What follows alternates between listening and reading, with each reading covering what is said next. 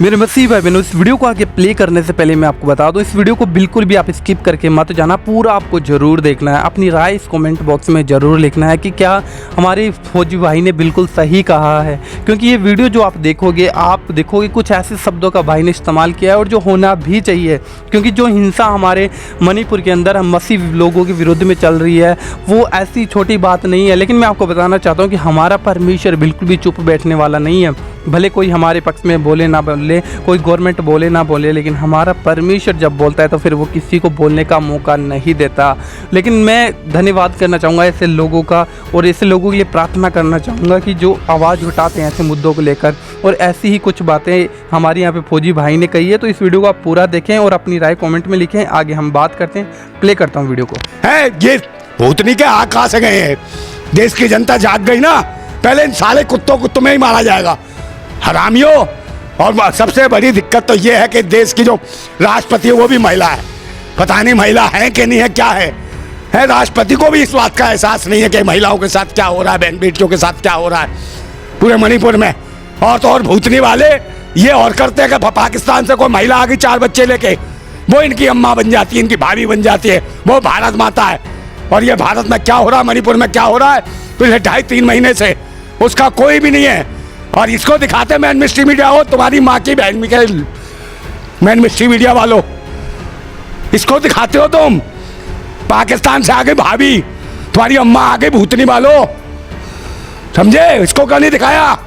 मणिपुर में जो हो रहा है, निर्वस्त करके घुमाया जा रहा है, साले नंदा भाई हराम खाओ। मोदी जी को बड़ी पीड़ा हुई है इस वीडियो को देख के। अरे कहीं पीड़ा नहीं हुई यार, बार बार झूठ बोलता है आदमी, इसकी बात पे विश्वास नहीं है किसी को भी।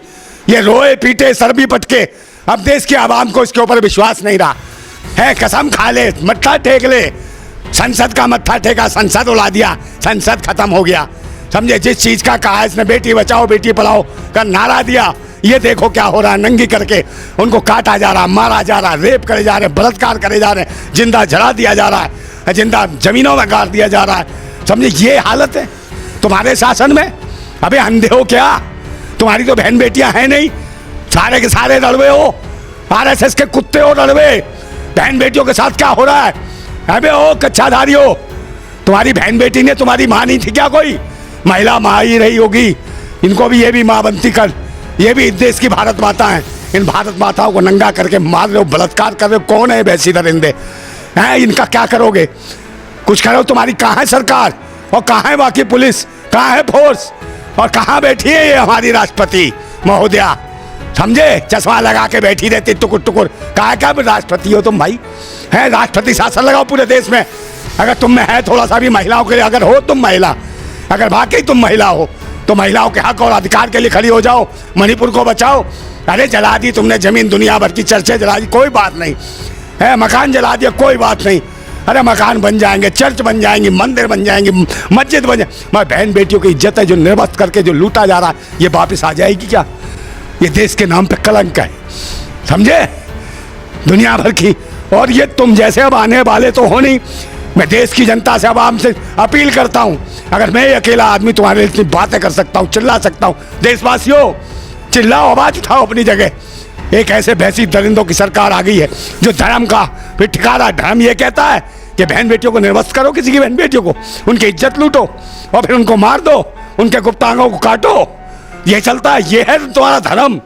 ये धर्म है क्या? ये आतंकवादी हैं, देशद्रोही हैं जो धर्म के नाम पे रोटियां सेक रहे हैं, बहन बेटियों का बलात्कार करते हैं। अरे यार, जब मैं क्या कहूँ इनको कमीनों को, मेरा तो खून खोल रहा है और मैं क्या कर सकता हूँ बताओ मुझे? मेरे हाथ में सत्ता शासन होता ना, ऐसे लोग खड़े कर करके मरवा देता मैं, तोप से बनवा के मरवाता सालों को, समझे? अगर मैं देश का कुछ भी होता, थोड़ी सी मेरे हाथ में ताकत होती तो इन्हें औकात दिखा देता सालों को, समझे? मगर क्या करे, सच्चा आदमी होगा उसके साथ कोई नहीं है। सबको ये चाहिए कि मेरा क्या फायदा, इसी फायदे के लिए किसी पार्टी के लिए कुछ भी बोल देते हो तुम। है किसी ने कुछ दे दिया, अरे नहीं हमारे साथ बहुत अच्छे हैं मोदी जी, अरे हमारे साथ फलाने बहुत अच्छे हैं। सबको अपने पैसे से प्यार है, सबको अपने लालच। देश और राष्ट्र से किसी को प्यार नहीं है। बहन बेटियों के सबके घर में बहन बेटियां हैं, सबकी समान इज्जत है, सबके दिल में धड़कन है, सब अपने बच्चों को पालते हैं।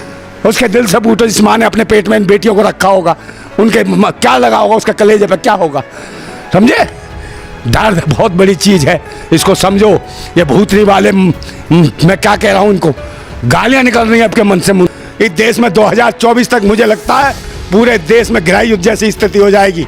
अपनी जान स्वयं बचाना पड़ेगा मेरे भाइयों, अपनी सुरक्षा के लिए खुद खड़ा होना पड़ेगा, समझे? इस सरकार में, जो भैंसी दरिंदों की सरकार में, इसमें तुम सुरक्षित नहीं हो। अपने जान माल बहन बेटियों की रक्षा तुम्हें स्वयं करनी होगी और इसके लिए प्रतिबद्ध हो।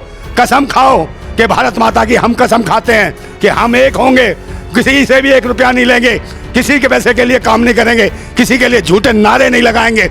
अगर लड़ेंगे तो अपने भारत के लिए, अपनी बहन बेटियों के लिए, अपने बच्चों के लिए, आने वाले भविष्य के लिए।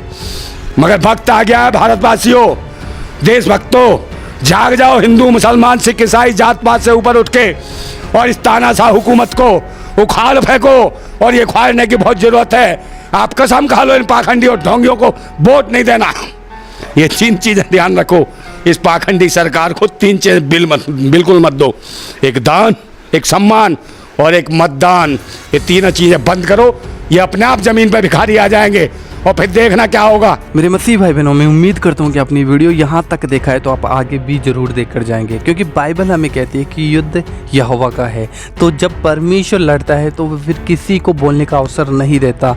लेकिन जो हमारे यहाँ पे मणिपुर के अंदर चल रहा है, कहीं ना कहीं गवर्नमेंट का चुप होना, किसी का ना बोलना, ये एक योजना है परमेश्वर की कहीं ना कहीं। क्योंकि अगर हम देखते हैं मूसा के व्यवस्था में, जब मूसा इजराइलियों के पास गया तो परमेश्वर ने कुछ ऐसी योजनाएं मूसा के ऊपर प्रकट की, फिरौन को कुछ ऐसी बातें, फिरौन का मन कठोर कर दिया, बहुत सी बातें थी।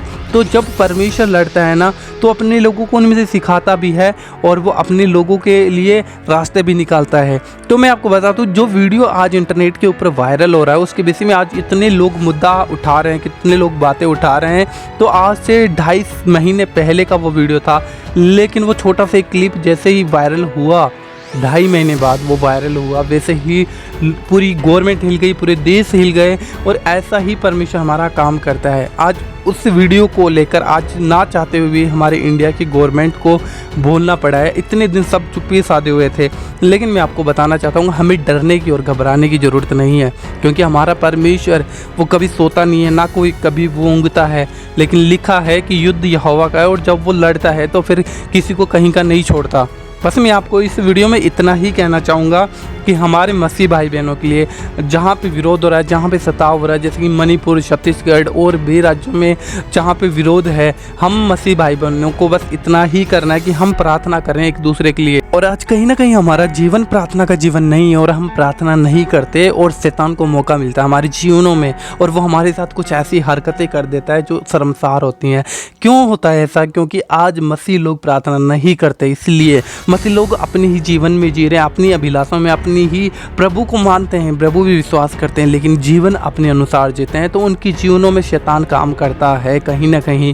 और जब ऐसा हो रहता है फिर लोग हमारे परमेश्वर की भी निंदा करते हैं हमारे कामों की वजह से, क्योंकि विरोध हो रहा है, ऐसी ऐसी बातें हो रही है, तो लोग कहते हैं कि अगर इनका परमेश्वर ऐसा है तो इनके जीवन में ऐसा क्यों चल रहा है। तो कहीं ना कहीं अगर हमारा प्रार्थना का जीवन नहीं है तो फिर शैतान को मौका मिलता है, शैतान को अवसर मिलता है, और शैतान को जब अवसर मिलता है तो फिर अन्य जातियों को और लोगों को बोलने का मौका मिलता है, क्योंकि परमेश्वर बिना प्रार्थना और विश्वास के कभी काम नहीं करता। ये आपको याद रखना जरूरी है और हमें प्रार्थना में निरंतर लगे रहना, क्योंकि प्रभु यीशु मसीह ने अपने चेलों को कहा जागते रहो और प्रार्थना करते रहो कि तुम परीक्षाओं में ना पड़ो। तो परीक्षाएं जब आती हैं, आज मसीह लोग प्रार्थना नहीं करने की वजह से परीक्षाओं में पड़ जाते हैं। एक बार प्रभु यीशु मसीह अपने चेलों को लेकर गतसमनी में प्रार्थना करने के लिए गए थे, तो प्रभु यीशु मसीह बार बार आकर चेलों को कहता कि प्रार्थना करो, ऐसा ना हो कि तुम परीक्षाओं में पढ़ो। लेकिन उन्होंने प्रार्थना नहीं की थी और जब प्रभु यीशु मसीह को पकड़ा गया था तो वो लोग तीतर भीतर हो गए थे और पतरस प्रभु यीशु मसीह का इनकार कर रहा था। जिस यीशु मसीह के साथ उसने बड़े बड़े कामों को देखा था, बड़े बड़े परमेश्वर के चमत्कारों को देखा था, तो वो पतरस प्रभु यीशु मसीह का इनकार कर रहा था। क्यों? क्योंकि प्रार्थना नहीं थी। प्रार्थना करता तो वो उसे पता चलता कि मुझे क्या करना है। आज ऐसा ही है, लोग प्रार्थना नहीं करते और कहीं ना कहीं ऊपर का दिखावे का जीवन जी रहे होते हैं मसीह में, और वो जीवन धीरे धीरे शैतान खोखला कर रहा होता है। बस मैं इस वीडियो में इतना ही कहना चाहूँगा। इस वीडियो को आप ज़्यादा से ज़्यादा शेयर करें, लाइक करें, सब्सक्राइब करें। God bless you. प्रभु आपको आशीष दे।